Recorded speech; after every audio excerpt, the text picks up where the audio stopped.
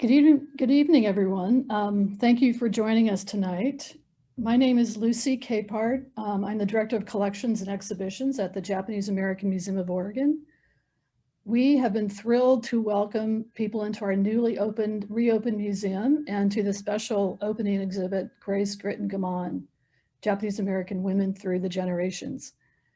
This exhibit shares the rarely revealed story of the grace, grit, and gaman, Japanese for perseverance, displayed by these women and the unique challenges they faced in their own ways, on their own terms, and in their own time. Tonight we have a wonderful program planned featuring a conversation with 3 generations of Japanese American women who are also featured in the exhibit. Our Nisei, or second generation, is Dorothy Sato. Dorothy Sato was raised in Seattle's Japantown and spent most of her life living on a pear orchard in the Hood River Valley, where she managed the books for the farm until she was 96 years old. She recently celebrated her 98th birthday. Representing the Sansei, or third generation, is Vicky Nakashima. Vicky retired from the state of Oregon, where she served as the Director of Multicultural Health for the Department of Human Services, and previously was an Assistant Administrator of Recruitment and Career Services, Department of Administrative Services, Civil Rights Manager for Oregon Department of Transportation, and was one of the founders of Partners in Diversity. Since retiring, she's remained active, serving as volunteer member of the Partners in Diversity Leadership Council, American Leadership Forum of Oregon Board, Oregon Community Foundation, and Development and Marketing Committee, and Mary's Woods at Merrillhurst Board of Directors. Our Yonsei, or fourth generation participant, is Julianne Parker. Julianne Sato Parker is a documentary filmmaker and writer currently getting her Master's of Fine Arts at the University of Pittsburgh in creative nonfiction. And finally, our moderator tonight is Linda Tamura, a Sansei, or third generation, which is approximately the time of the baby boomers. She is Professor Emerita of Education at Willamette University and co-editor-in-chief of the Oregon Encyclopedia Online. Linda also gave voice to Grace, Grit, and Gaman, along with curator Marcia Matthews. So without further ado, I will turn things over to Linda. Thanks so much, Lucy. When we talk about generations, there are different views. If you were speaking to the Jamaican poet Muta Baruka, he says, every generation blames the generation before us. There's another view. The older generation thought nothing of getting up at 5 every morning, and the younger generation doesn't think much of it either.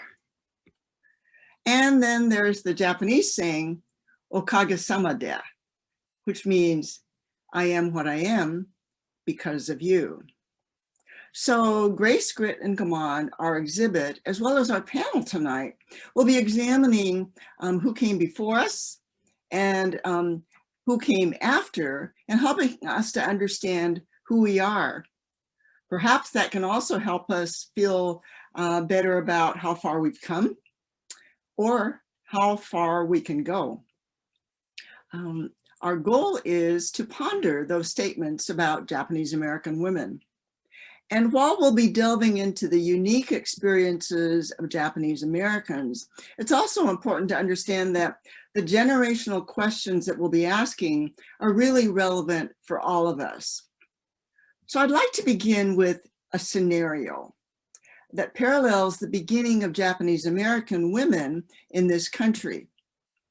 I'd like you to imagine that you're leaving this country alone, and you're going to a foreign country where the language, the customs, the clothing, the living conditions are all very different. While you're adapting to this new culture, you're expected to learn new skills and to work every day. And you marry and raise a family. Then your new country goes to war with this country, and you're viewed as the enemy. You're forced to leave your home and live behind barbed wire for up to 3 years. Now I'd like you to put your feet back into your own shoes.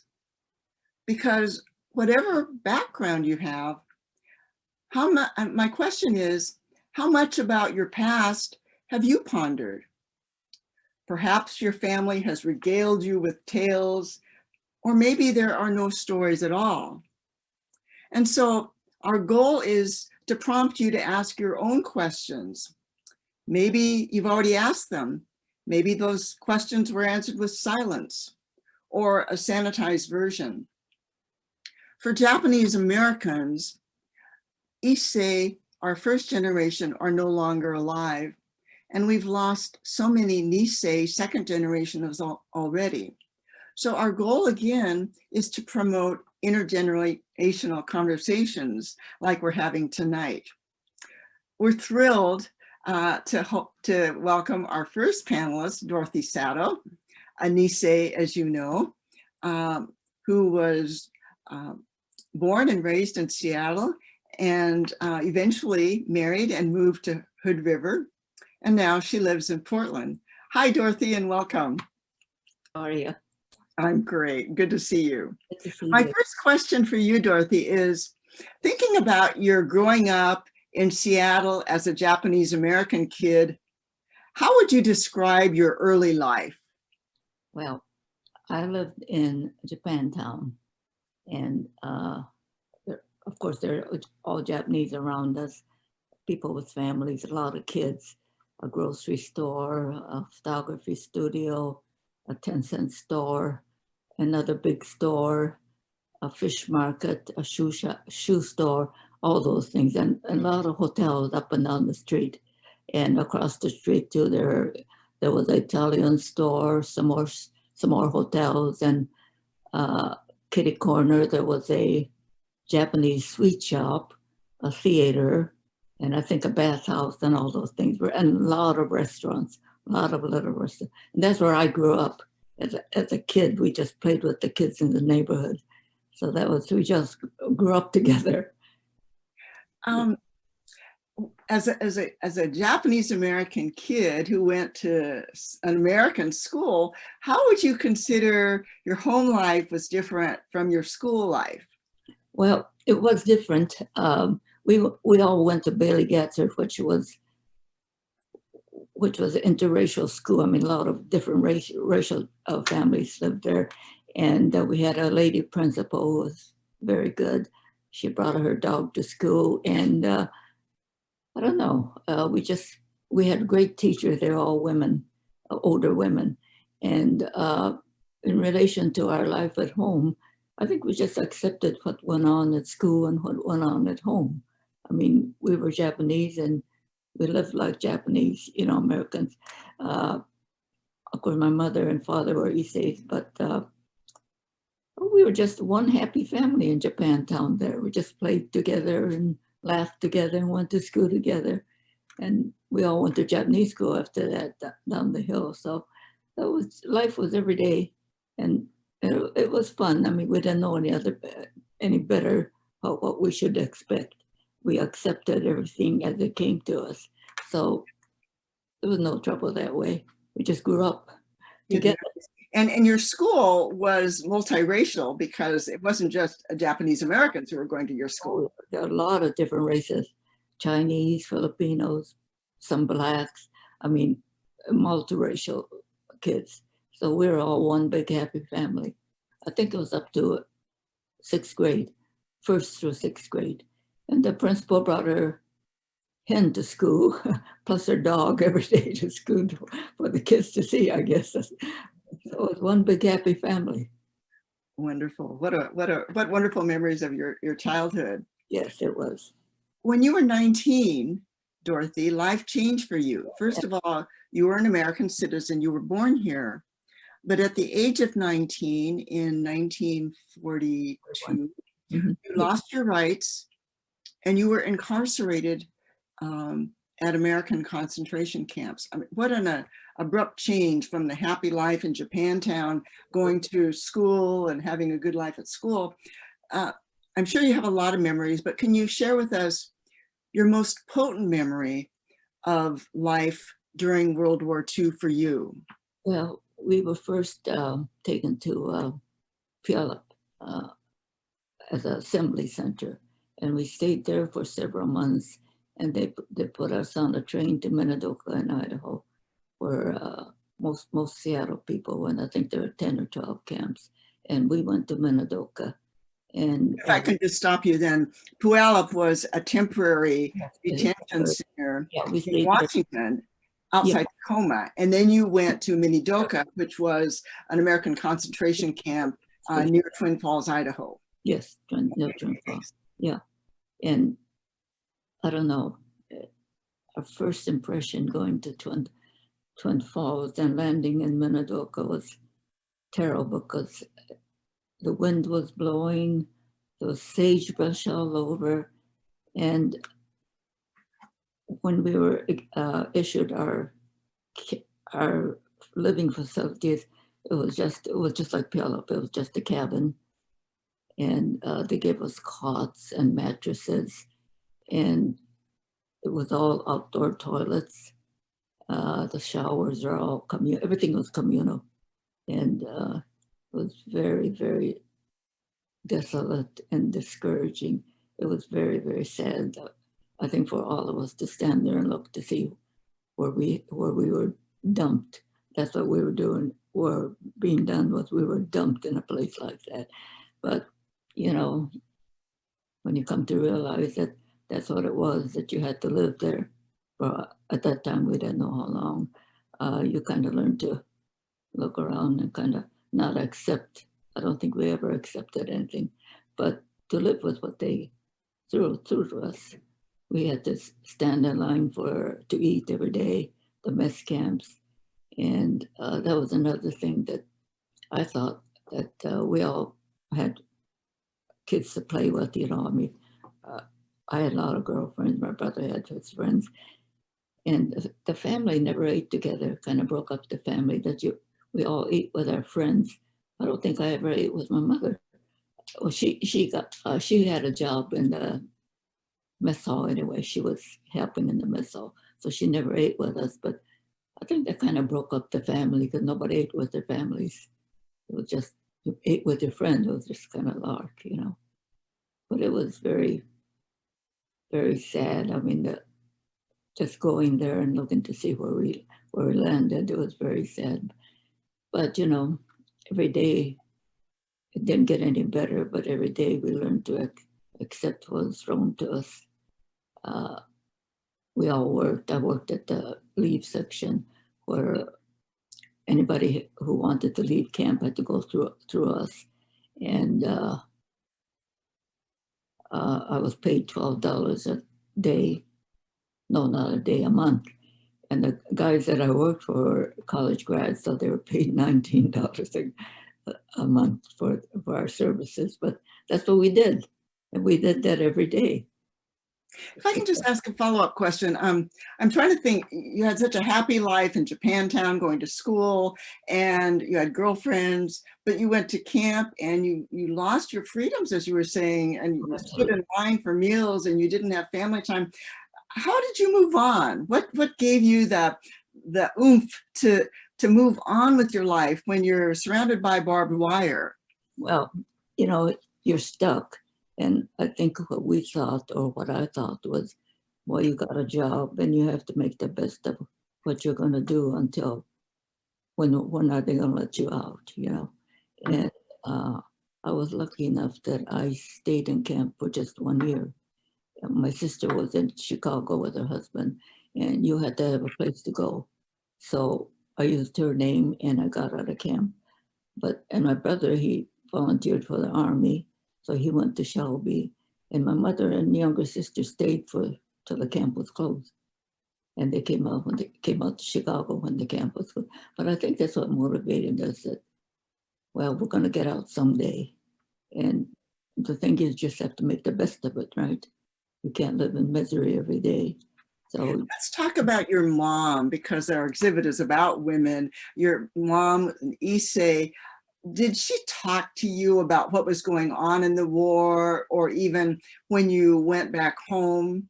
Did you get an inkling into what she was thinking? my mom, she was really a rock. She, when we had to go, it was kind of funny because then you were allowed 2 suitcases per person. So she went downtown and bought us 2 suitcases per person. And that's all we had to take was clothes. But my mom was a pretty strong individual. But I do remember that when we got into camp, she completely broke down emotionally. And we had to take her to the hospital. And she stayed there for a couple of days. I mean, emotionally, she was just, physically, she was fine. Emotionally, she was all upset. And after she got out of the hospital, she was fine. She never ever got emotionally involved so that she got sick again. She was a rock. So we were looked up for her, and she looked out for us and gave us, words of wisdom and all that. But we all looked out for her every step of the way. So she was taken care of that way. And even when she came to Chicago, she lived with us. So until she came back to Seattle. But my mom, she never complained much. She just went along with what was handed to her, like I think most of the people did. I don't think. Thanks, Dorothy. You've actually, as we look at the exhibit, Grace, Grit, and Gaman, you've given us a really good example of what that Gaman was. Mm-hmm. My last question for you before we move on, it's hard to believe that you're 98. I know you just celebrated your 98th birthday last month. And I'm wondering, your parents didn't talk about their lives, you told me, in Japan, but you began to be more open with your family, with your kids and your grandkids. Can you talk to us about the kind of conversations that you had with your family about your wartime experiences? Well, What kinds of things did you tell them? we didn't really talk too much about what happened. I mean, we kind of just accepted it. And I really, my husband and I, we really didn't tell our kids about, our kids about what happened. And we went to camp and how awful it was. And I don't think I even told my grandchildren that until Julianne, she started to look into things, and she opened it up, and then I told her. But I don't think we told her. I don't know why that was, but I don't remember telling my children. They probably learned at school. Did they teach a class at Valley High? Linda, do you remember? I'm sorry. Did they teach a class in Hood River? Yes, yes. They did. Okay, because Mrs. Mahler, she was teaching the class, right? And so she called us up one day and said, Dorothy, could we send kids up to interview Ray? And I said, sure. So she sent several kids up. And of course, they're kids, so they couldn't drive. So their mother would drive them, and the mother would have a baby, or they bring a dog. And we had several interviews until I thought to myself, these kids weren't really that interested.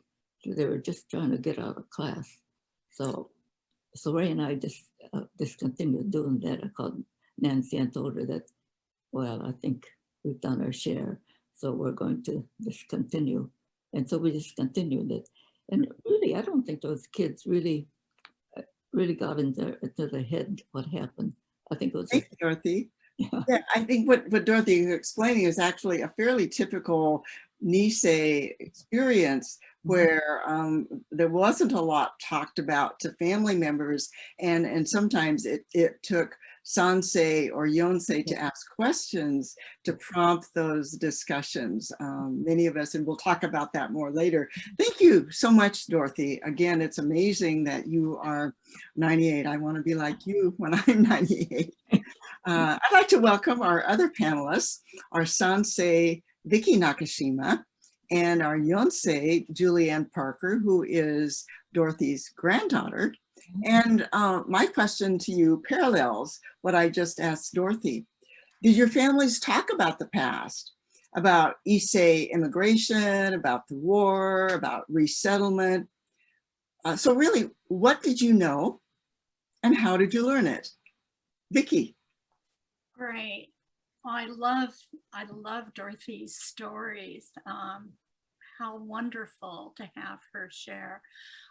You know, my parents, it turned out that they went to Puyallup. They lived in Seattle. My parents were born and raised in Seattle. So I believe our families crossed paths somewhere around Japantown in Seattle. My parents went to Puyallup. My father wrote an article objecting to the incarceration of Japanese, and the article was titled "Concentration Camps, U.S. Style." And it was published in the New Republic, which is a liberal magazine, in July of 1942. And closely after that article, the family, who lived maybe some different places, went to Portland to be able to go to camp together, so they wouldn't be split up. And I always thought my parents went to Minidoka and stayed there, but it's been within around 2005 or so that we figured out that my father, because of that article, my parents were transferred to Tule Lake. Mm. And of course, Tule Lake is known as the kind of prison of sorts. Although there was a regular internment there were also high risk people who in some cases ended up in jail. And in the last maybe 5 years, my cousin has been selected to do an art pieces for a traveling exhibit about the internment. And he's done research, and he has reason and evidence to believe that my father was imprisoned, and we never knew that. We never found out about that.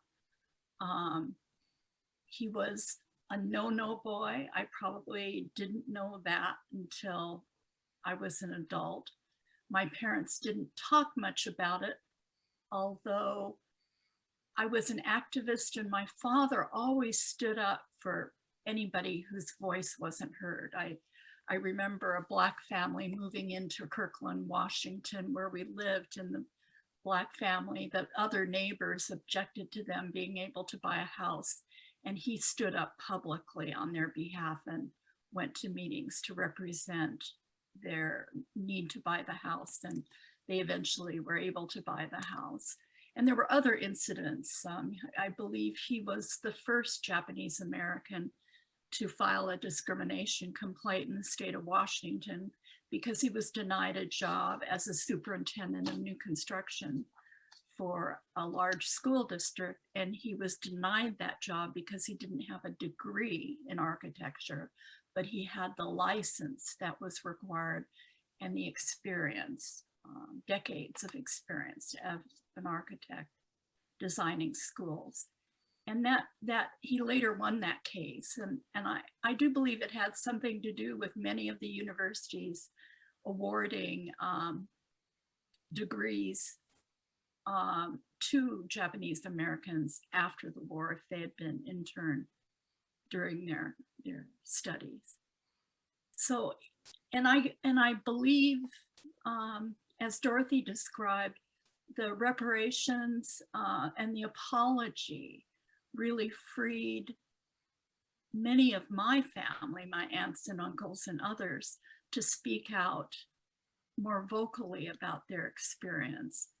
And before that, what I remember and thought, it was like going to camp. It was like campfire girls. I mean, in my mind, it's where people had, where they learned to dance. And sometimes they would have one outfit to dress up and they would have parties. And my grandpa worked on the newspaper in the camp. So in my mind, it was kind of a regular place. And it wasn't at all a regular place. So those Thank are you, some of Vicki. my thoughts about. And as I looked at the article that your father wrote, he was really a man ahead of his time, using the term concentration camp at that time. And in fact, he described it as a penitentiary. He complained about kids playing in the sewage water because that's where the mud was. And he also referred to it as a useless regimented life. So at the time when many other people didn't complain because they wanted to work to be accepted, your father was really stepping out and speaking out. And just briefly, in the last 10 years, 2010, the cousin who's done research found an Oregonian feature article refuting his claims in his article point by point. Oh, it wasn't so bad. The food was good. It was cooked by Japanese people. Every single point there was, and it was a full page or 2-page article in the Oregonian. Thanks. We need to refer to that. Julianne, so what did you know, and how did you begin asking questions? Yeah, I mean, I think my grandparents' experience in the war was pretty hush-hush growing up. Like I don't remember them ever talking about it until we kind of got old enough to ask. But and I know that my mom has said too that they never mentioned it, and that it was not something that they talked about as a family. I think sometime in probably middle school or high school or so, I found this scrapbook at my grandparents' house that my grandpa kept during and after the war, and he had collected all these articles about Japanese Americans. And he and 2 of his friends were the first Japanese Americans to return to the Hood River Valley, and a lot of people were threatening them and discouraging them from coming back. And I remember some of the headlines in the article, would read, Japs not welcomed here, and would have a list of all the community members who agreed. And anyway, I think at some point I found that scrapbook and brought it to my grandma, and we sat down with it together, and that was maybe the first time that we really talked about it. But growing up, I always spent time in the summer with my grandma, and we were both kind of night owls, and so we would stay up at night and kind of would go through all of her old scrapbooks. And that's kind of how I came to piece together her life and this really rich history that was really elusive to me before that. She isn't someone to tell stories or ruminate in the past really, but she remembers everything. Like she could look at a photo and tell you like where she bought the shoes she was wearing and how much they cost her, like she has this incredible memory. So it kind of came to be that we would have these kind of unofficial interviews at night and stuff, going through her photos. And then I got, older and went to college and started studying journalism. And so I kind of started to interview her in a more in-depth and an official way. And she made a lot of space for that. And I think she was, I think she was surprised that I was interested. I think that she kind of assumed that no one would really care to hear about her past like that. Is that right? Absolutely. But, I think, I eventually kind of became relatively obsessed with the history and especially her place in it. And I think the timeline of that interest kind of mirrored the age that she was at the time. I became really interested in it when I was in kind of early college, and it was around the same age when she was first incarcerated. And so I think in some ways I felt really connected to this younger version of her and wanted to get to know who she was then, and the things that shaped her. And naturally the war and her incarceration, I saw as perhaps being some of the things that shaped her and influenced her the most then. And so I was just really interested in how she moved through such a challenging and demoralizing experience. How do you move through that, and how do you move on from it? So lucky that you asked the questions. There's Tetsuden Kashima, who was a professor of sociology at University of Washington, has talked about what he calls social amnesia, that often especially Nisei and Issei, tried to suppress some of the images and not talk about it because they thought life would go on and things would get better. And sometimes it asking questions and finding documents and discussing photos, that can actually be therapeutic, but it can also help to bring those memories. So we're lucky that you were there to ask those questions. My next question is for all of you. And actually the next two questions relate to current times. The first one, our exhibit relates a lot of images that people often have of Japanese American women, especially today. And as you know, people often make assumptions about who we are or how we'll act. So my question is pretty pointed. Have you faced stereotyping and how did you respond? And let's begin with Dorothy. Well, I have not faced any stereotyping. I mean, I was just kind of accepted for who I was and what I was doing, and no one ever questioned me of why aren't you doing this and why aren't you doing that. I generally led my own life. I lived in Chicago for 7 years after the war, and I thought to myself, if I had come from a farm, if I was a farm girl, how would I live in the city like that? But because I lived in Seattle, which I considered a little Chicago, I knew how to ride the buses and go here and there. And I was never questioned for who I was or who I was supposed to be. I was just who I was. And I was happy with that in my small world. Thank you. We're happy with that too. Vicki. Well, when I was jotting down some notes, it became very clear that I grew up during the era of the civil rights movement. I graduated from high school in 1965.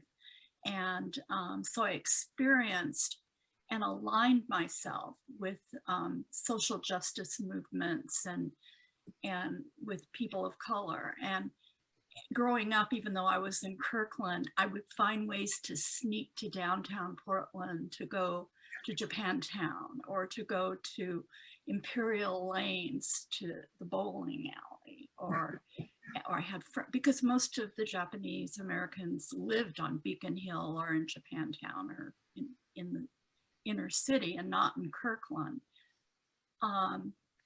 What I found is that I feel very strongly that to a great extent, people of color aligned with one another because we had some similar experiences in terms of being denied rights, even though the Japanese experience in concentration camps wasn't well known by everybody. Most African Americans and people who lived in the Central District had friends and they shared those experiences. So I really feel like we were able to overcome many of those stereotypes in that urban setting. And it made us feel more comfortable. Where being in Kirkland, Washington, where there were only 2 Japanese American families and 1 African American family in the entire school district, which is a large one, or high school, they didn't understand that experience. They knew probably very little or nothing much about it. Their families, they didn't teach it or they didn't learn it. So I do think it created, plus my father being outspoken, and it was sort of, I kind of felt like it was hereditary that I was born an activist of some kind.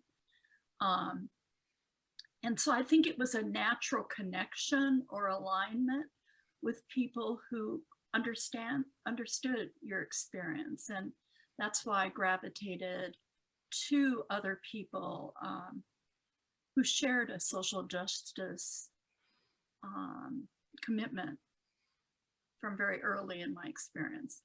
Thanks. And I have another question that will actually help us to get into some of the gist of what you were doing. Let's move to Julianne. Sure. I mean, I think a lot of my experience is informed by being biracial, you know, being half white as well. And you know, I mean, I think growing up, Asian people, Asian Americans were often like the butt of a lot of jokes and kind of dehumanized in a sort of subtle but sort of humiliating way. And I think I remember, you know, I remember growing up feeling like I wanted to distance myself from being included in that Asian category. You know, I didn't want to be seen as Asian because Asians were always identified in this kind of pejorative way. And for me, because I'm biracial, I had this ability to kind of pass as white sometimes, though not really on my own terms. And I remember a reaction that people often had to me, or something that they'd say to me, you know, when I was in middle school or high school, like my peers and stuff, when an Asian joke was made or when Asian was used as a pejorative, they'd kind of realize that they said this, you know, offensive thing in front of me and that I was a part of the group that they were making fun of or criticizing. And they would kind of reassure me that they weren't talking about me. And they'd always say the same thing. They'd always be like, oh, no, not you, Julianne. You're basically white. And the way they said it was kind of complimentary, you know, like, oh, you're basically white. You're one of us. And I was meant to take it as a compliment. And I just sometimes wonder now, I don't know what that does to someone's sense of self when you're trained as a kid to take pride in your ability to blend into whiteness. You know, when you're taught your whole life by the ways that other people interact with your Asian identity to deny this part of yourself or to minimize it or to hope that no one notices it. Like, what does that do to your psyche? And I think in a lot of ways, I really internalized this attitude that I'm basically white. And I think that really suppressed a big part of me that now as an adult, I'm trying to undo. Yeah, and so I think maybe the way that I sort of moved on from some of that hurt or shame or dismissal was really to try to step into my Japanese American identity in my adulthood and sort of demand that the world see me, you know, not as basically white, but as being white and Japanese American. Thank you. That pride comes through. Let me just mention to our audience that at the Japanese American Museum of Oregon, we have a board that deals with stereotypes, but we also ask you a question. How have you broken stereotypes? So we'll look for our visitors to post their statements so we can begin to look at examples of how you have done what Vicki and Julianne have talked about as well. Let me move to my next question, and it relates to the pandemic. Unfortunately, during this pandemic, those of Asian American descent have been connected with the origin of the COVID virus. And there have been racist attacks against Asian Americans, especially during the last year. There's one study that says that 6 out of 10 Asian Americans have said that racism has increased for them during the pandemic. So I'm asking, have you had an experience? Can you tell us what happened and how did you respond? And let's begin with Dorothy. Well, Linda, I have had no experience at all like that. I haven't been bothered or had anti-Japanese or anti-Asian attacks made on me. So I've been really lucky, but I haven't been out in the public too much. So maybe that's what it is. But I have not been approached by anybody. I've been very lucky. Yeah. I'm glad to hear you're safe. Absolutely. Vicki. Well, I too have not been, I've been pretty isolated and I'm very fearful. I live in a particularly white community in Camas, Washington. And I'm very cautious because, you know, I feel like that I don't know how people might react. So I'm pretty careful. But I do have a dear friend that I worked with for many, many, many years, who's in a high level position in Salem. And she was on a Zoom presentation about Asian hate. And she shared at the end, very briefly, a experience she had like in the prior week, where she was in a Fred Meyer store in downtown Salem, and a man deliberately came up to her. She had her cart and had groceries in it, and he came up to her and spit on her, Oh, and then left. And she was in shock, and she went to, all she could think of is get me out of the store. She went up to the self-checkout, and the man working there, a young man, came up. He said, "Are you okay?" And she said, "Well, maybe I'm not." And this is what happened. Another manager was called and came up, and he kind of brushed her off. He said, "Oh, that happens here all the time." I doubt that it happens there all the time, as far as I know. And so she had shared this little snippet, and it bothered me so much because I had heard it. And this was just as this was ramping up, and I contacted her a few days later and just said, "Have you reported that to anybody?" And she said, "No, I have not. I think there's one person in my office and my husband." And so I said, "Would you mind?" I think it could be a teachable moment for Fred Meyer. mhm. And she said, "Oh, I would appreciate that." I said, "I'll try to find somebody you can talk to at Fred Meyer." And, they really need to know that they need to alert their security people and their staff of how this is going on. And it's not just San Francisco or New York, it's Salem, Oregon. And it took me 3 days trying to get through to corporate at Kroger in Cincinnati. I talked to and researched dozens of people. They couldn't even find their own chief diversity officer. They didn't know who he was. I found him, but they couldn't connect me with him. I finally found somebody in an executive position at communications at Kroger here. I don't know that it's been resolved to her satisfaction. I need to make sure that that did happen. But since then, it's happened to somebody running for elected office in Portland area. It's happened to a number of others that have been reported on the news. So it's not isolated. Thank you, Vicki. Julianne. No, I mean, I don't want to take up much space here because I haven't experienced any overt racism in the wake of COVID, fortunately. But of course, that's also probably influenced by a number of privileges that I have, including being able to pass as white in many circles and living in a fairly liberal city and economic privileges.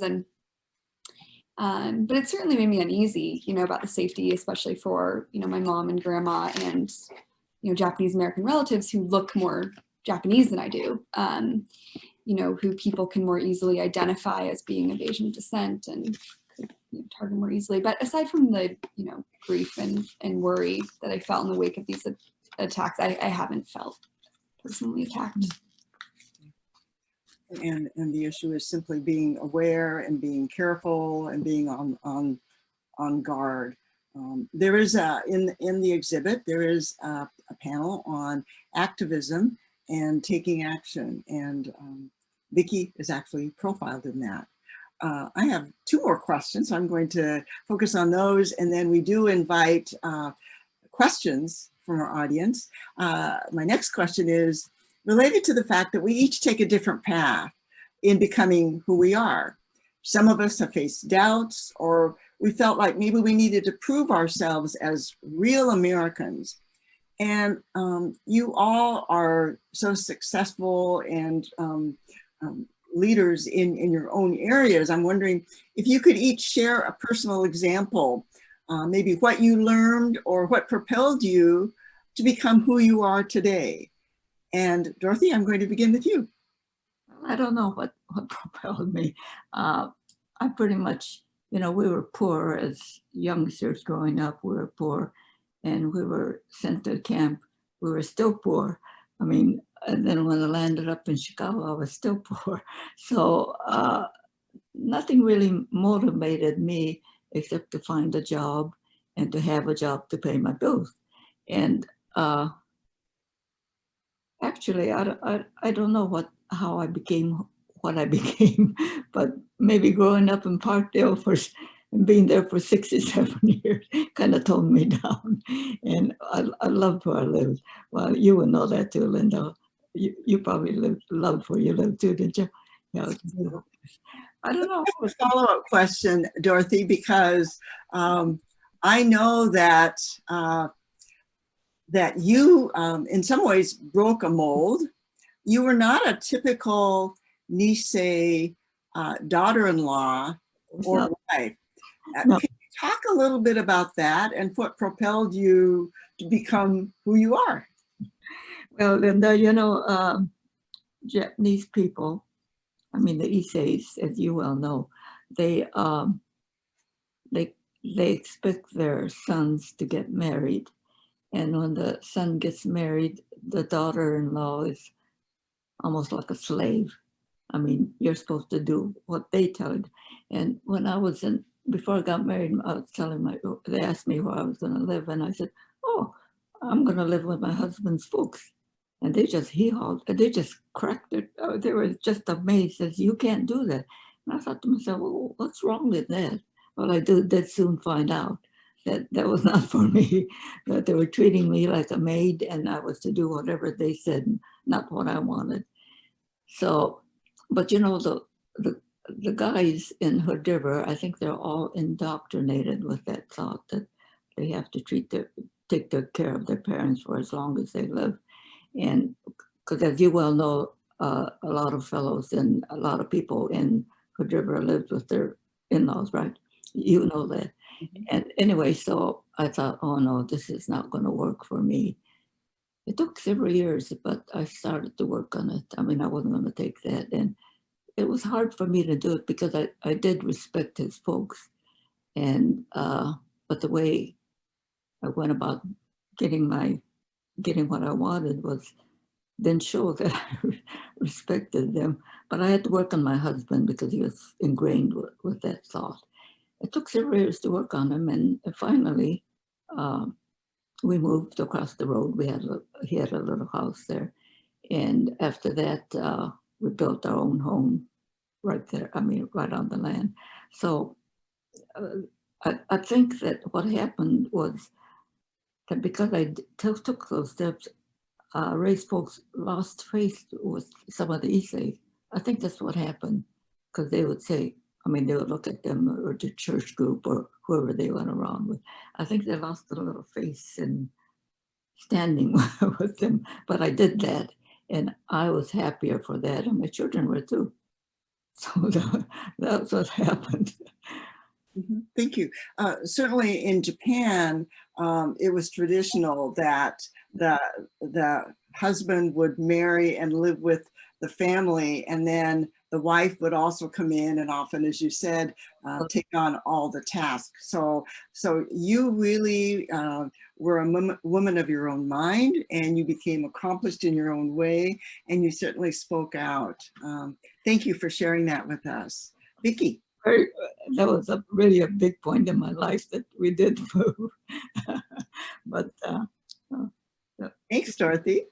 I remember in high school knowing just enough about my father. I knew about the article in the New Republic. I knew about him standing up for the Black neighbors who wanted to buy a house during high school. But I didn't realize, I felt like my mother felt embarrassed by my father's advocacy or his speaking out. And now that I know how much he spoke out, I can understand probably the hardships he caused for her too during her life. But I remember coming home, I think it was the day of the march over the Edmund Pettus Bridge, and Seattle Times newspaper was waiting on the dinner table, and my mother, as we started to eat, I'm an only child, she pointed to the picture on the front page and she said to my father and I looked really closely at this picture to see if Vicky was in that picture. And it didn't connect. I had no idea what she was talking about. I mean, it was just logical. I thought, how could I be there? And I live here today. And it later became evident that she really was. I'm sure her life was made different.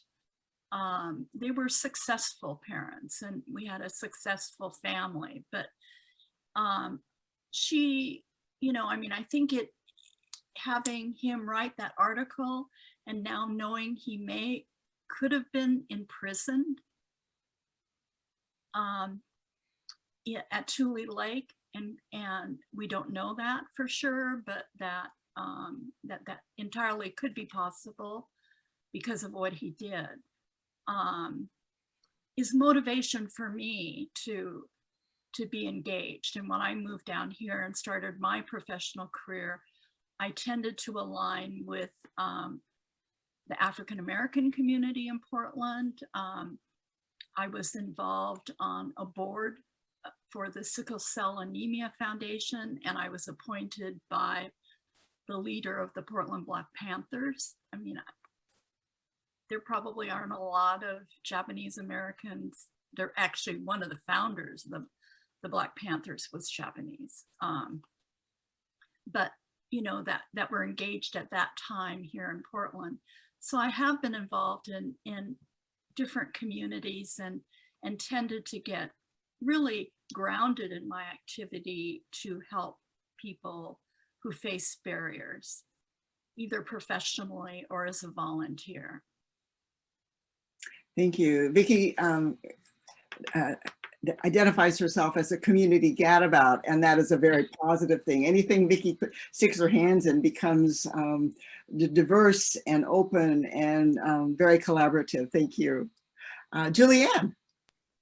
Yeah, well, it's interesting, your question, like the idea of proving that you're American. I think like from my personal vantage point, there's almost a reversal to me in that question where, I can see really clearly in my family the ways that my grandparents were forced to assimilate and prove themselves to be real Americans, after their incarceration. And they made these really deliberate decisions, to not teach their children Japanese, or, to abandon certain traditions or customs, to work hard, to contribute to the economy, to buy American cars. They to put out these external indicators that they belonged here. And so I see that. And I think at least for me, there's almost a reversal of that question. Instead of feeling the need to prove I'm American, I think I feel the need to prove I'm Japanese.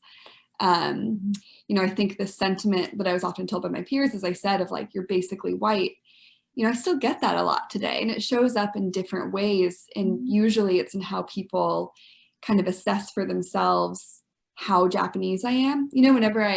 Whenever someone asks about my ethnicity and I tell them that I'm half Japanese, I get this really predictable litany of questions. It's like, do you speak Japanese? Have you been to Japan? What generation are you? Do you have family in Japan? Do you cook Japanese food? And, it's kind of this really clear assessment that they're trying to make for themselves of like how Japanese I really am. And so I end up feeling this kind of shame in not being able to speak the language or cook the food, or that I don't know or celebrate certain traditions. But these were all things that were, systematically taken away from my family, through societal pressures to assimilate. And so I can't fault my family for quieting these parts of themselves in order to be accepted, but I do feel this pressure to prove my Japaneseness to other people in order for them to see me as such. And their assessment always feels that, I'm not Japanese enough, that I'm basically white. And I don't think they mean harm by it, but I just kind of, I guess sometimes I think, sometimes I think people like to believe that I'm white too, because it makes their lives a little bit less complicated. But being denied half of your identity again and again, and these really small interactions can feel really demoralizing, you know. And I think that the hurt that came from it, or even more accurately, the shame that I felt about being Japanese when I was growing up, or the desire I felt to hide it, or that I hoped that no one would notice it or point it out in front of people, you know, and the dismissal that I sometimes feel now around my Japanese identity, you know, I think maybe what fuels the need that I feel, I think that's what fuels the need that I feel now to be seen as Japanese American. And you recently made a change in your last name. Yeah. My last name is Parker, and that my name is really meaningful to me. But I recently decided to add my mom's Japanese maiden name, Sato, into my legal name as well, just for the sheer visibility. You know, I just so I wouldn't have to feel like I was always having to interject that part of my identity in order to be seen. Yeah. Thank you. I actually had one more question, but I'm looking at the time, and I know that we wanted to be open to questions. So let me ask Erin if you had a question that we should pose at this point. Oh, yeah. Hi, Linda. So there's a couple of different things. So there is a comment that I hope the panelists, even if you don't read it out loud, have a chance to read, that came in from someone sharing their personal experience, which is really nice of them, and wonderful that they took that time to type that out. But I also have a question. Okay. So I can read that to you. Sure. If you like. Okay, so this comes from Brandon asking, what were some common thoughts or emotions of Issei girls and women that weren't often expressed? In other words, what did these women yearn to share about or want to share about but felt restricted, and maybe felt like they couldn't for whatever reason? Okay, the question is about Issei girls. Yes. Vicky? Well, just quickly, one of my inspirations has been my grandmother, who in an article she wrote that she was the first picture bride in the Northwest. She came here in 1904, and she didn't know what her husband would be like and feared that he would make her work to earn money for the family, and that had been the rumor. And she got here and he sent her to a white woman's house, and she thought, oh, this is coming true, I'm going to have to work at the house and clean the house. And it turned out he had arranged to pay this woman to teach her Japanese and to teach her to assimilate, to learn to use the equipment, which was different, to clean and to cook, and to learn about American foods because they were less expensive. And they became very good friends, and she studied English for many, many years. And I think, wow, that wasn't the image of Issei. She was outspoken. If she talked to a lot of other picture brides, and if they were experiencing physical or mental abuse from their husbands, she would make grandpa go talk to the husband. Mm-hmm. And it generally, according to her notes, it would end. They would line up. But there were incidents where, there was a lot of intrigue because people had been either physically threatened or that wasn't the image of how a picture bride, you kind of glamorized. It must have been wonderful, but she was sort of a advocate for other women who were Issei. Thank you. So you had change agents on all sides of your family. One other question, and then we'll move to closure, and maybe asking all of you for brief answers to this. Wondering about the first step toward becoming an agent of change. And each of you has been a change agent in some way. So can you give some advice for one initial step toward becoming a change agent?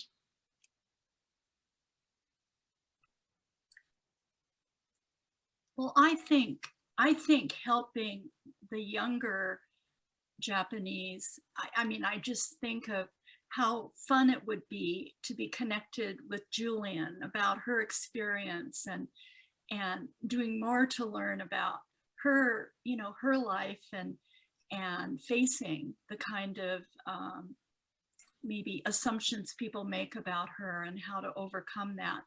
Because I've had experiences during my professional career where people assumed I wouldn't rise to the top, or I wouldn't be outspoken, or I remember coming here in 1967 and being asked to be on a TV program about Japanese American issues because they couldn't find another woman to do it.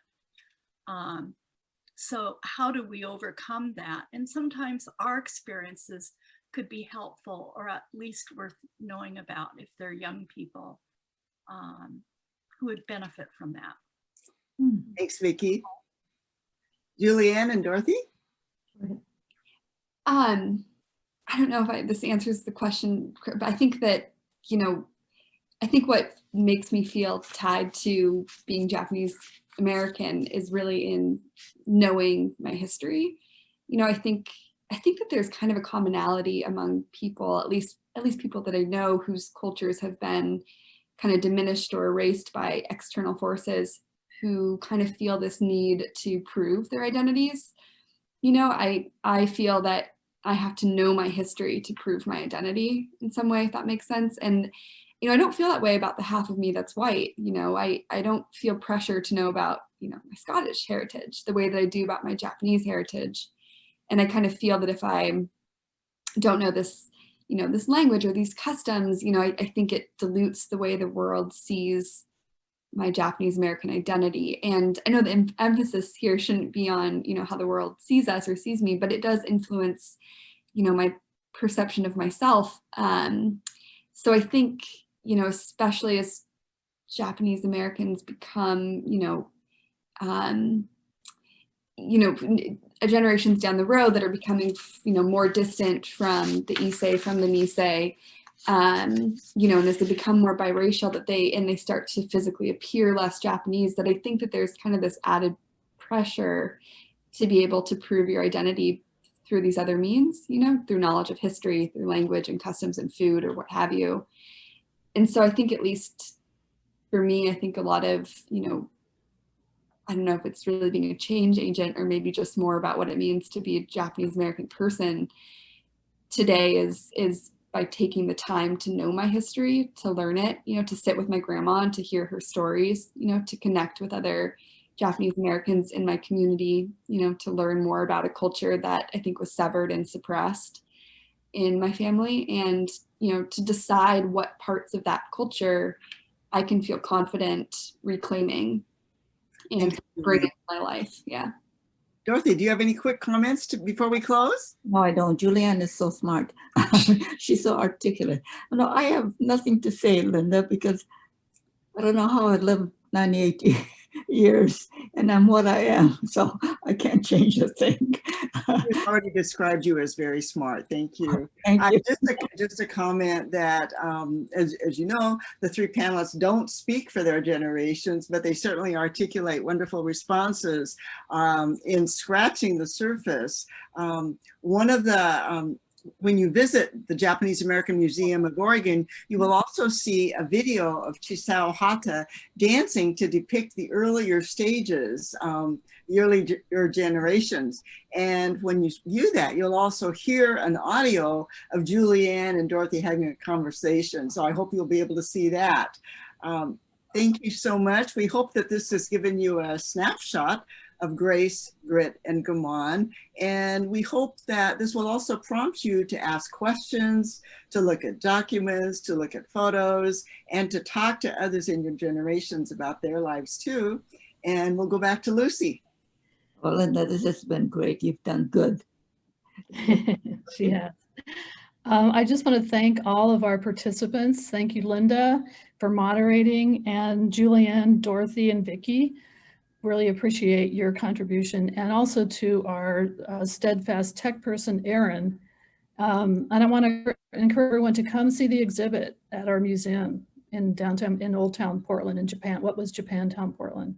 411 Flanders. I think it's on the screen somewhere, but thank you so much. Thanks everyone for coming. Thanks.